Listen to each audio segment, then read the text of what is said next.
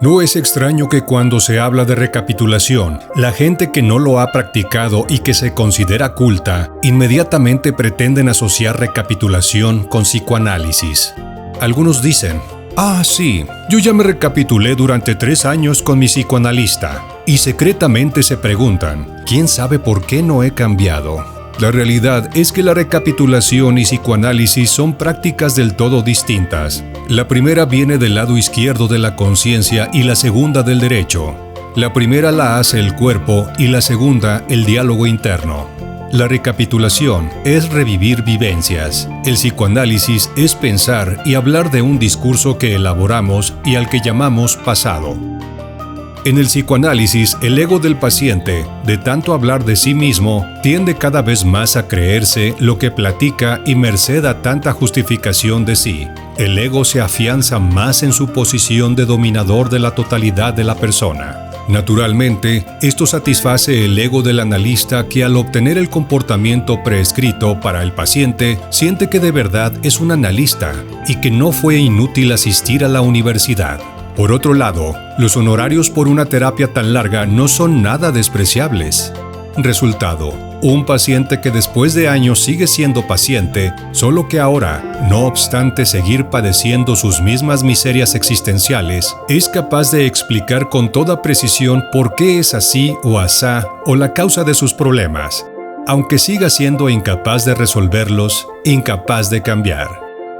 Si ya tenemos claro que recapitular no es recordar y que es nuestro cuerpo y no nuestra mente la que lo lleva a cabo, podemos entonces hablar de los efectos de la recapitulación. Podemos hablar de la conciencia, de la liberación personal y del incremento de nuestra energía.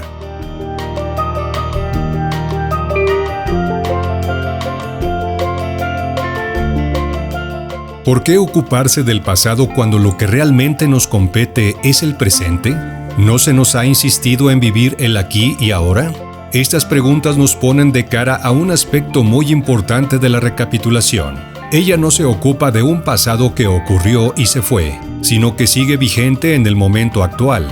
Es un proceso que se encuentra registrado en nuestra persona presente y que de hecho está determinando todo cuanto somos y hacemos. Nuestra manera de pensar, las cosas que se nos facilitan y las que son imposibles, las que deseamos y las que ni siquiera imaginamos, nuestros puntos fuertes y debilidades, la gente que nos atrae y la que evitamos, nuestro modo de vestir, nuestro modo de amar y experimentar afectos. En fin, todas esas características se quedan comprendidas en lo que yo soy y la forma en que vivo. Por lo anterior, recapitular no es ocuparse de algo que ya se fue, sino de algo que está operando de una manera contundente y comúnmente inevitable en cada instante de nuestra vida presente. Aquí y ahora, cada persona está atada a otras personas, a un sinnúmero de lugares, objetos y situaciones que no se ven a simple vista. Todas esas ataduras son en realidad filamentos de la propia luminosidad que dejamos enganchados a lo largo de nuestra vida. Por eso, cuando queremos movernos, cambiar, intentar o emprender algo realmente nuevo, no podemos. Arrastramos todos esos filamentos enganchados como un enorme peso que nos mantiene fijos en nuestras viejas rutinas, nuestro viejo modo de vivir. Cambian las personas con las que interactúo, pero los acontecimientos se repiten. De lo anterior, se desprende que la recapitulación es también una puerta de liberación. Si soy capaz de conocer directamente, sin interpretaciones, de qué manera se formó mi ego, a qué cosas renuncié, qué promesas del pasado arrastro secretamente, cómo es que llegué a creer que soy lo que creo que soy. Si soy capaz de percatarme que mi ego es realmente la descripción que elaboré en etapas pasadas de mi vida y que por tanto no es tan real ni tan definitivo como siempre creí, entonces eso significa que soy capaz de cambiar, que no estoy condenado a esa burda historia a la que llamo mi pasado. Técnicamente, esto significa que si conozco cuáles son las rutinas estructurales de mi vida, tengo entonces la información necesaria para establecer los no haceres más apropiados para desestructurarlas, para borrar mi historia personal. Puedo elegir cómo ser y cómo vivir. Puedo elegir en qué clase de mundo vivir. Puedo abandonar la repetición y el aburrimiento para elegir en su lugar la magia, el asombro y la alegría.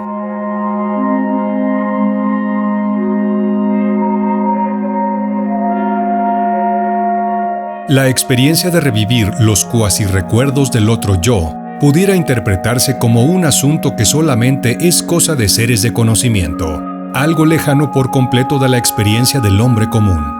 La realidad es que después de enormes esfuerzos, el caminante puede lograr recuperar la memoria de larguísimas cadenas de eventos ocurridos en el estado de conciencia acrecentada, los cuales no habían tenido lugar en absoluto de acuerdo a su memoria ordinaria.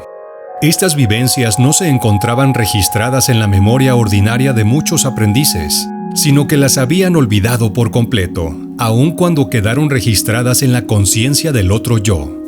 Solo mediante un gran esfuerzo pudieron recuperar esos cuasi recuerdos del otro yo.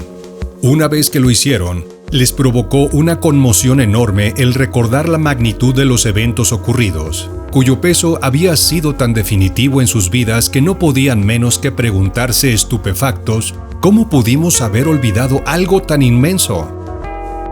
La realidad es que todos los seres humanos tenemos nuestros propios cuasi-recuerdos del otro yo, que no se refieren obviamente a experiencias con brujos en el estado de conciencia acrecentada, sino que se refieren a experiencias que fueron tan definitivas en nuestra vida que el único alivio a lo que allí confrontamos fue olvidarlas por completo. Y es que sucede que cuando el ego topa con algo que no encaja con su propia descripción del mundo o de sí mismo, el hecho le resulta tan traumático que sencillamente lo descarta por completo o lo sustituye por alguna explicación o discurso. Es por ello que aquellos que realizan la recapitulación y recuerdan lo que realmente vivieron, se topan con la misma perplejidad. ¿Cómo pude olvidar algo así?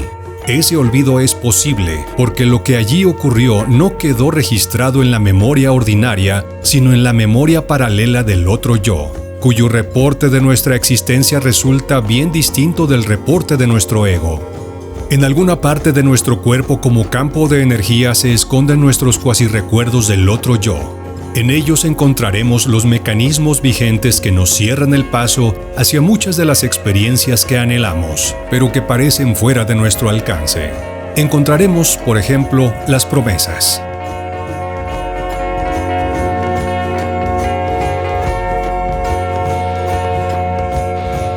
Todos tenemos en realidad nuestras promesas escondidas en alguna parte de nuestro ser.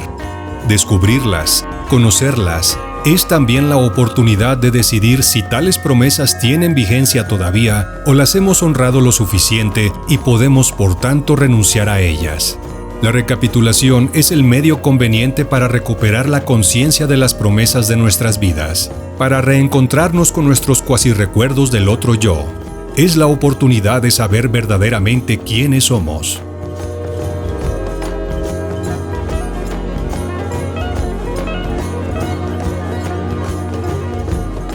El incremento de la energía es el más importante efecto de la recapitulación. A lo largo de nuestra vida, en las múltiples interacciones que tenemos con otros seres humanos, experimentamos momentos dolorosos en que perdemos porciones completas de nuestra luminosidad. Particularmente en las situaciones en que se produce un fuerte intercambio emocional, experimentamos gran pérdida de energía, partes completas de nosotros mismos que quedan en el camino. Después de tales sucesos, ya nunca volvemos a sentirnos completos. Sentimos secretamente que nos falta algo, aunque seamos incapaces de comprender qué. Diríamos que en tales situaciones, al huevo luminoso del individuo se le forman agujeros que serán a lo largo de toda su vida puntos por donde seguirá drenando y desperdiciando energía, además de restarle equilibrio y poder. Y es completamente cierto el que esos huecos de energía desprendida operan como un constante drenaje, lo que se expresa en la vida de la gente común en la tendencia repetitiva a continuar ejecutando los haceres desgastantes que se iniciaron a partir de la vivencia dolorosa de un fuerte intercambio emocional, esto es, a partir de la formación de uno de esos hoyos.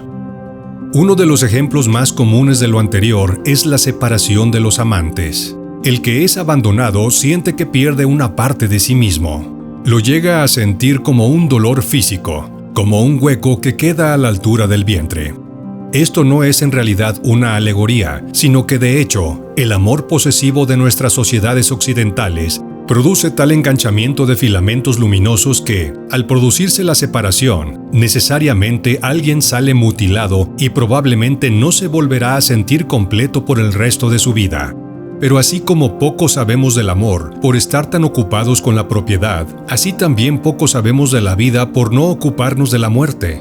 Estamos tan mal preparados para saber de la muerte que cuando ésta se presenta se pueden producir desgarramientos similares a los de la separación de los amantes. La recapitulación permite la recuperación de la energía perdida a lo largo del camino. Es el medio para tapar los agujeros en nuestra luminosidad. Pero así como dejamos jirones de energía en que nos quedamos atados a momentos, lugares y situaciones del pasado, así también otras personas dejaron parte de su ser en nosotros. Nos dejaron su marca y por su marca pueden usurpar nuestro tiempo y espacio sin importar que estén cerca o lejos, vivas o muertas. Es por ello que en muchas situaciones yo no soy yo, sino que soy alguien más. Soy mi padre, mi madre, mi maestro de la infancia, mi mejor amigo de antaño, mi antigua amante o alguien más. Así como perdí partes de mi ser, cargo conmigo partes que me son ajenas y que me estorban para vivir a plenitud. Los filamentos de luminosidad ajenos son la base de nuestra capacidad de sentirnos importantes. El desprendimiento de esos fragmentos incorporados secretamente a nuestro ser se logra también con la recapitulación.